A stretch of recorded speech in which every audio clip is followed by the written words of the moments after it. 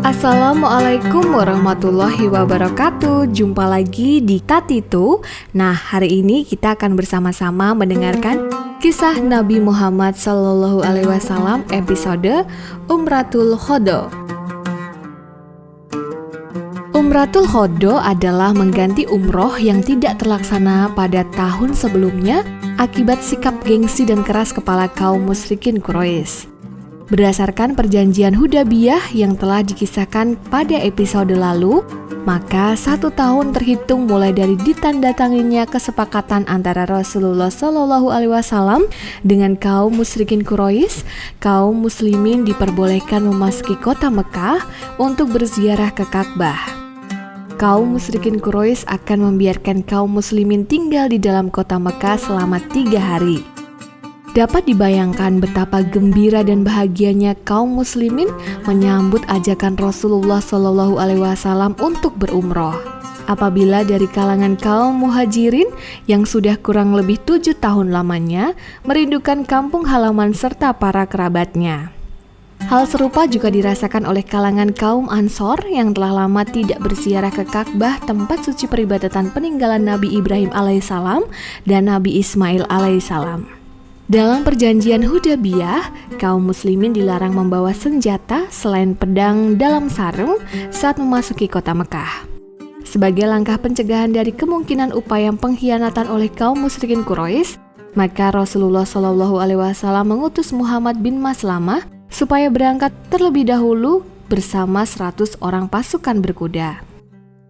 Beliau berpesan agar jangan melampaui perbatasan kota Mekah dan apabila telah sampai di Maruzat Zahron supaya menempuh jalan menyusuri lembah yang tidak seberapa jauh dari Mekah. Mereka ditugasi melakukan pengamatan terhadap gerak-gerik kaum musyrikin Quraisy. Hari yang ditentukan tiba, Rasulullah SAW bersama rombongan besar kaum muslimin berangkat meninggalkan Madinah dengan membawa 60 ekor unta untuk ternak kurban. Semarak suasana perjalanan kaum muslimin seolah-olah mereka sudah tak sabar menantikan saat bertawaf mengintari Ka'bah seraya mengagungkan kebesaran Allah. Inilah pertama kali kaum muslimin akan memasuki kota Mekah dengan aman dan menggunting rambut kepala tanpa rasa takut.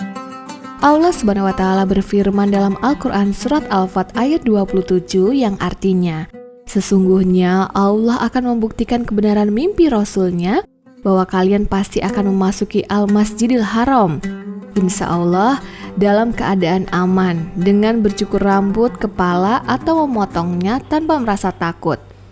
Allah mengetahui apa yang tidak kalian ketahui dan di samping itu Allah akan melimpahkan kemenangan kepada kalian dalam waktu dekat.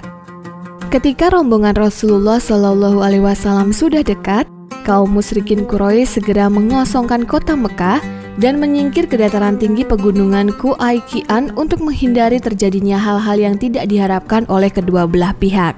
Mereka hanya bisa memandang dari kejauhan pada saat kaum muslimin memasuki Mekah dengan mengumandangkan ucapan labaik Allahumma labaik secara berulang-ulang hingga menggema ke seluruh penjuru kota. Setibanya di Al-Masjidil Haram, Rasulullah SAW berganti jubah dan membiarkan lengan kanannya terbuka. Kemudian beliau berdoa agar Allah Subhanahu wa Ta'ala berkenan melimpahkan rahmatnya untuk mereka semua. Selanjutnya, Rasulullah SAW menyentuh sudut Hajar Aswad, lalu berlari-lari kecil, dan setelah menyentuh Ar-Ruknul Yamani atau sudut selatan, beliau mulai berjalan biasa hingga kembali di sudut Hajar Aswad. Demikianlah yang beliau lakukan berulang-ulang sampai 3 kali. Seluruh kaum muslimin pun mengikuti semua yang beliau lakukan. Peristiwa ini sangat menggetarkan hati kaum musyrikin Quraisy. Mereka terpesona dan tidak menduga bahwa kaum muslimin sekarang sudah sedemikian besar dan kuat. Selesai melakukan tawaf mengitari Ka'bah, Rasulullah SAW memimpin kaum muslimin pergi menuju Safa dan Marwah. Berjalan 7 kali sebagaimana yang biasa dilakukan oleh orang Arab sejak zaman dahulu. Dengan demikian, selesai sudah ibadah umroh yang dilakukan oleh rombongan kaum muslimin. Sesuai dengan perjanjian Hudaybiyah, 3 hari lamanya kaum muslimin tinggal di Mekah. Kaum Muhajirin dengan mengajak kaum Ansor menggunakan kesempatan itu untuk menengok rumah-rumah mereka yang telah ditinggalkan selama 7 tahun.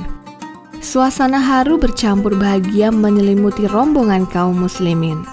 Sementara itu, seorang wanita Quraisy bernama Maimunah yang melihat kaum muslimin menunaikan Umratul Qadha, hatinya tergerak dan ingin mengetahui apa itu Islam. Menurut urutan silsilah, Maimunah adalah bibi dari Panglima Perang Khalid bin Al-Walid dari garis ibunya. Maimunah saat itu telah mencapai usia dewasa dan siap untuk berumah tangga. Paman Nabi yang bernama Abbas bin Abdul Muthalib atas dorongan Ummul Fadil istrinya datang menghadap Rasulullah SAW untuk meminta beliau bersedia menikah dengan Maimunah. Dengan mempertimbangkan banyak hal, khususnya memperbaiki kembali hubungan kekerabatan dengan orang-orang Quraisy, akhirnya Rasulullah SAW menerima permintaan pamannya dan menyerahkan mas kawin serupa uang sebesar 400 dirham. Oleh karena batas waktu 3 hari telah sampai, maka acara pernikahan beliau dengan Maimunah dilaksanakan di sebuah tempat yang bernama Syarif, bersamaan dengan pulangnya rombongan kaum muslimin kembali ke Madinah. Kepulangan rombongan kaum muslimin ke kota Madinah telah diikuti oleh 2 orang wanita Quraisy. Mereka adalah Salma, kakak perempuan Maimunah yang juga merupakan janda pahlawan perang Uhud, Hamzah bin Abdul Muthalib, beserta putri Hamzah yang bernama Amarah. Bukhari meriwayatkan bahwa ketika Rasulullah SAW bersama rombongan beranjak meninggalkan Mekah, beliau diikuti oleh anak perempuan Hamzah bin Abdul Muthalib yang bernama Amarah. Ketika Ali bin Abi Thalib melihat anak perempuan ini terus-menerus mengikuti Rasulullah, ia berinisiatif mengambilnya dan menyerahkan kepada istrinya, sambil berkata, "Asuhlah anak perempuan pamanmu ini." Oleh Fatimah, Amarah dibawa serta hingga sampai ke Madinah. Sesampainya di Madinah, perjalanan pertengkaran antara Ali bin Abi Thalib, Zaid bin Haritsah dan Ja'far bin Abi Thalib memperebutkan hak asuh Amarah. Masing-masing mengaku sebagai orang yang paling berhak mengasuh putri Hamzah. Ali bin Abi Thalib merasa bahwa ialah yang telah mengambilnya saat di perjalanan dari Mekah ke Madinah. Selain itu, Amarah adalah anak perempuan dari pamannya. Sementara itu, Ja'far bin Abi Thalib mengatakan bahwa Amarah juga merupakan anak perempuan dari pamannya. Bahkan istri Ja'far adalah bibinya. Di lain pihak, Zaid bin Haritsah tidak tinggal diam. Ia merasa telah dipersaudarakan dengan Hamzah secara langsung oleh Rasulullah, sehingga ia menganggap Amarah adalah anak perempuan dari saudaranya. Perseteruan ini berakhir ketika Rasulullah SAW datang dan membuat sebuah keputusan, yaitu Amarah diserahkan kepada bibinya, istri Ja'far bin Abi Thalib. Beliau mengatakan bahwa seorang bibi berkedudukan sebagai ibu. Demikianlah kisah Umratul Qadha. Semoga menambah keimanan kita kepada Allah Subhanahu wa taala. Wassalamualaikum warahmatullahi wabarakatuh.